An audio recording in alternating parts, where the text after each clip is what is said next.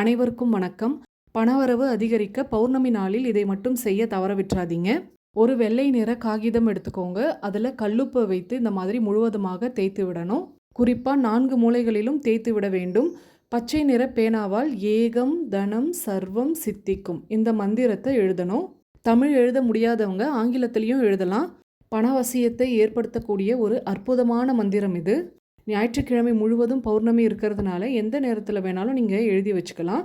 எழுதிட்டு நீங்கள் தூங்க போகிறதுக்கு முன்னாடி 54 முறை இந்த காகிதத்தை உங்கள் கையில் வச்சுட்டு இந்த மந்திரத்தை உச்சரிக்கணும். ஏகம் தனம் சர்வம் சித்திக்கும்.